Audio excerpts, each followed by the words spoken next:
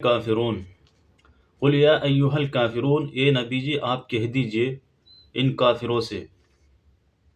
خلاصہ تفسیر، آپ ان کافروں سے کہہ دیجئے کہ اے کافروں، میرا تمہارا طریقہ ایک نہیں ہو سکتا، اور نہ فی الحال میں تمہارے معبودوں کی پرستش کرتا ہوں اور نہ تم میرے معبود کی پرستش کرتے ہو، اور نہ آئندہ استقبال میں یعنی آنے والے تمہارے معبودوں کی پرستش کروں گا، اور نہ تم میرے معبود کی پرستش کرو گے۔ مطلب احکر کے نزدیک یہ ہے کہ موجود ہو کر شرک نہیں کر سکتا، نہ اب نہ آئندہ، اور تم شرک ہو کر موحد نہیں قرار دیے جا سکتے، نہ اب نہ آئندہ، یعنی توحید و شرک جمع نہیں ہو سکتے۔ تم کو تمہارا بدلہ ملے گا اور مجھ کو میرا بدلہ ملے گا۔ اس میں ان کے شرک پر وعید بھی سنا دی گئی ہے۔ معارف و مسائل، سورہ کافرون کے فضائل اور خواص۔ حضرت صدیقہ عائشہ رضی اللہ تعالیٰ عنہ فرمایا کہ رسول اللہ صلی اللہ علیہ وسلم نے فرمایا ہے کہ فجر کی سنتوں میں پڑھنے کے لیے دو صورتیں بہتر ہیں، سورہ کافرون اور سورہ اخلاص۔ رواہ ابن حاشم مظہری۔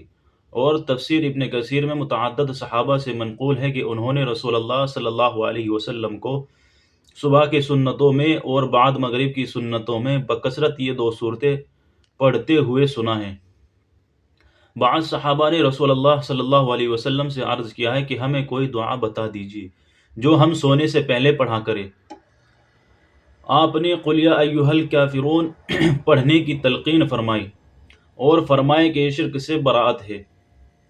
رواہ الترمذی و ابو داؤد۔ اور حضرت جبیر بن مطعم فرماتے ہیں کہ رسول اللہ صلی اللہ علیہ وسلم نے ان سے فرمایا کہ کیا تم یہ چاہتے ہو کہ جب سفر میں جاؤ تو وہاں تم اپنے سب رفقا سے زیادہ خوشحال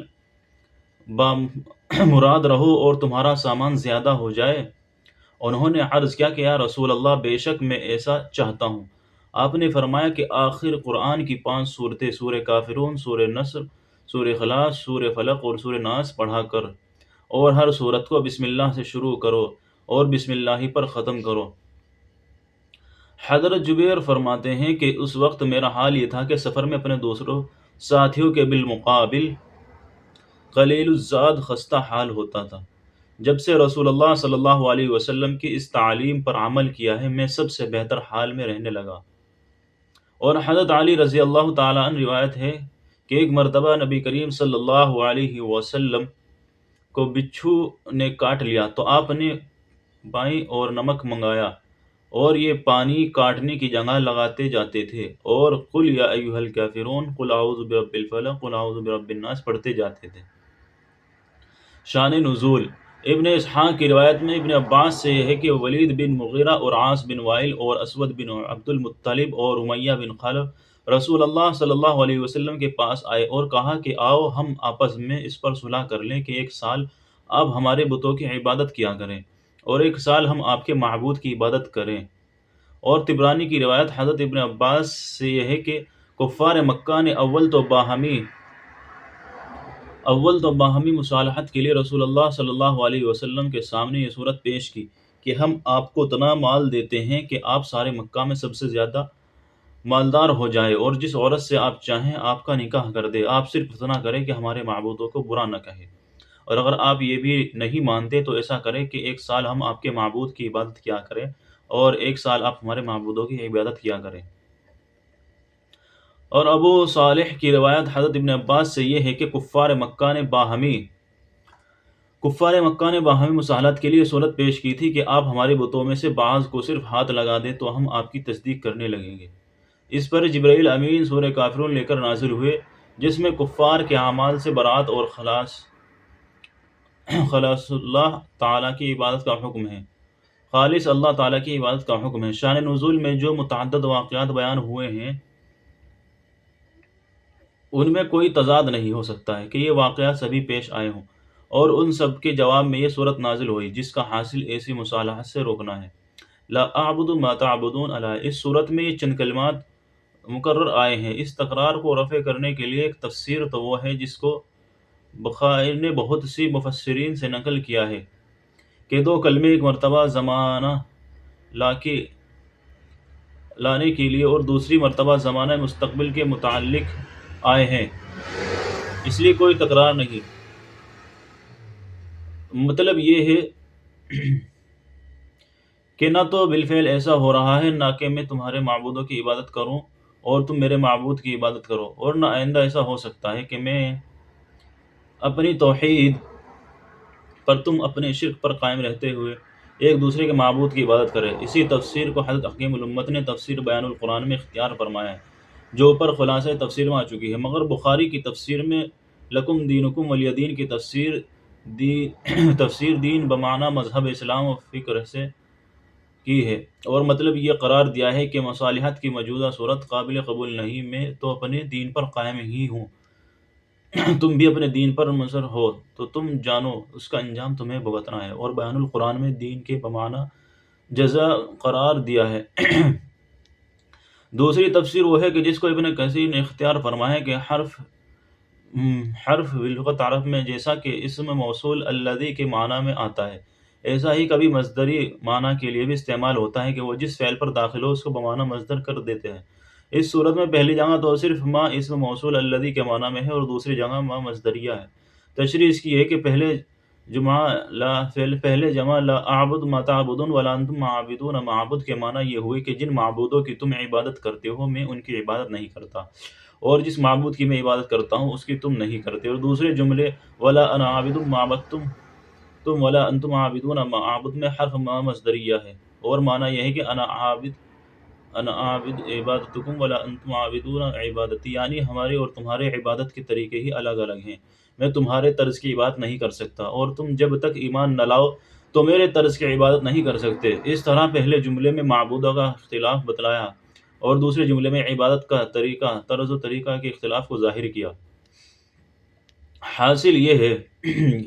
ہوا کہ نہ تمہارے اور ہمارے معبود میں اشتراک ہے، نہ طریق عبادت میں۔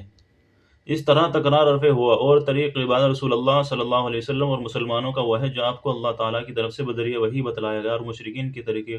خود ساختہ ہے۔ ابن کثیر نے اس تفسیر کو راجح قرار دیتے ہوئے فرمایا کہ کلمہ اسلام لا الہ الا اللہ محمد الرسول اللہ سے یہی مفہوم نکلتا ہے کہ اللہ کے سوا کوئی معبود نہیں، اور طریق عبادت وہ معتبر ہے جو محمد رسول اللہ صلی اللہ علیہ وسلم کے واسطے سے ہم تک پہنچا ہے۔ اور لکم دینکم ولی دین کی تفسیر میں ابن کثیر نے فرمایا کہ جملہ ایسا ہی ہے جیسے دوسری جگہ قرآن کریم کا ارشاد ہے فَإِن كَذَّبُوكَ فَقُل لِّي عَمَلِي وَلَكُمْ عَمَلُكُمْ، اور دوسری جگہ ہے لَنَا أَعْمَالُنَا وَلَكُمْ أَعْمَالُكُمْ۔ اس کا حاصل یہ ہے کہ لفظ دین کو ابن کثیر نے بھی اعمال دین کے معنی میں لیا ہے، اور پھر مقصود اس سے وہی ہوگا جو بیان القرآن میں بیان کیا گیا ہے کہ ہر ایک کو اپنے اپنے عمل کی جزا سزا خود بھگتنی پڑے گی۔ اور بعض مفسرین نے ایک تیسری تفسیر اختیار کی ہے کہ صرف ما دونوں جگہ موصولہ ہی ہے، اور حال و استقبال کا بھی فرق نہیں، بلکہ دو جملے فی المواقع مقرر لائے گئے ہیں، مگر ہر تکرار برا نہیں ہوتا۔ بہت جگہ تکرار تقاضائے بلاغت ہوتا ہے، جیسا کہ فَإِنَّ مَعَ الْعُسْرِ يُسْرًا إِنَّ مَعَ الْعُسْرِ يُسْرًا میں ہے۔ یہاں اس تکرار کا مقصد تاکید مضمون بھی ہے، اور یہ بھی کہ کفار کی طرف سے چونکہ اسی مصالحت کی پیشکش متعدد مرتبہ کی گئی تو متعدد جملوں سے اس کو رد کیا گیا۔ کفار سے معاہدہ صلح کے بعض صورتیں جائز ہیں، بعض ناجائز۔ سورہ کافرون میں کفار کی طرف سے پیش کی ہوئی مصالحات کی چند صورتوں کو بالکلیہ رد کر کے اعلان برات کیا گیا، مگر خود قرآن کریم میں ارشاد بھی موجود ہے وَإِن جَنَحُوا لِلسَّلْمِ فَاجْنَحْ لَهَا، یعنی کفار اگر صلح کی طرف جھکے تو آپ بھی جھک جائیں، یعنی معاہدہ صلح کر لیجیے۔ اور مدینہ طیبہ جب آپ ہجرت کر کے تشریف لے گئے تو یہود مدینہ سے آپ کا معاہدہ صلح مشہور و معروف ہے، اس لیے بعض مفسرین نے سورہ کافرون کو منسوخ کہہ دیا، اور منسوخ کہنے کی بڑی وجہ آیت لکم دینکم ولی دین کو قرار دیا ہے، کیونکہ بظاہر یہ احکام جہاد کے منافی ہے، مگر صحیح یہ ہے کہ یہاں لکم دینکم کا یہ مطلب نہیں کہ کفار کو کفر کی اجازت یا کفر پر برقرار رکھنے کی ضمانت دے دی گئی، بلکہ اس کا حاصل وہی ہے کہ جو لنا اعمالنا ولکم اعمالکم کا ہے، جس کا مطلب یہ ہے کہ جیسا کرو گے ویسا بھگتو گے۔ اس لیے راجح اور صحیح جمہور کے نزدیک یہ ہے کہ یہ صورت منسوخ نہیں، جس قسم کی مصالح سورہ کافرون کا نزول کا سبب بنی وہ جیسے اس وقت حرام تھی آج بھی حرام ہے، اور جس صورت کی اجازت آیت مذکورہ میں آئی اور رسول اللہ صلی اللہ علیہ وسلم کے معاہدہ یہود سے عملاً ظاہر ہوئی وہ جیسے اس وقت جائز تھی آج بھی جائز ہے۔ بعض صرف موقع محل کو سمجھنے اور شاید صلح جائز ہے بجز اس صلح کے جس کی روح سے اللہ کے حرام کی ہوئی کسی چیز کو حلال یا حلال کی ہوئی چیز کو حرام قرار دیا گیا ہو۔ اب غور کیجیے، کفار مکہ نے صلح کی جو صورتیں پیش کی تھی ان سب میں کم از کم کفر و اسلام کی حدود میں التباس یقینی ہے، اور بعض صورتوں میں تو اصول اسلام کے خلاف شرک کا ارتکاب لازم آتا ہے۔ ایسی صلح سے سورہ کافرون نے اعلان برات کر دیا، اور دوسری جگہ جس صلح کو جائز قرار دیا اور معاہدہ یہود سے اس کی عملی صورت معلوم ہوئی، اس میں کوئی چیز ایسی نہیں جس میں اصول اسلام کا خلاف کیا گیا ہو، اسلام کے خلاف کیا گیا ہو، یا کفر و اسلام کی حدود آپس میں ملتبس ہوئی ہوں۔ اسلام سے زیادہ کوئی مذہب، رواداری، حسن سلوک، صلح و سلامیت کا داعی نہیں، مگر صلح اپن انسانی حقوق میں ہوتی ہے۔ خدا کے قانون اور اصول دین میں کسی صلح مصالحت کی کوئی گنجائش نہیں۔ واللہ اعلم۔ قل یا ایھا الکافرون، اے نبی جی آپ کہہ دیجئے ان کافروں سے، لا اعبد ما تعبدون، میں عبادت نہیں کرتا ان کی جن کی تم عبادت کرتے ہو، ولا انتم عابدون ما اعبد، اور نہ تم عبادت کرتے ہو ان کی جن کی میں عبادت کرتا ہوں، ولا انا عابد ما عبدتم، اور نہ میں عبادت کرتا ہوں اس کی جس کی تم پوجتے ہو، ولا انتم عابدون ما اعبد، اور نہ تم عبادت کرتے ہو اس کی جس کی میں عبادت کرتا ہوں، لکم دینکم ولی دین، تو تمہارے لیے تمہارا دین ہے اور میرے لیے میرا دین ہے۔ صدق اللہ العظیم۔ اللہ تبارک و تعالی کہنے سننے سے زیادہ عمل کی توفیق عطا فرمائے۔ وآخر دعوانا الحمد للہ رب العالمین۔ صدق اللہ العظیم۔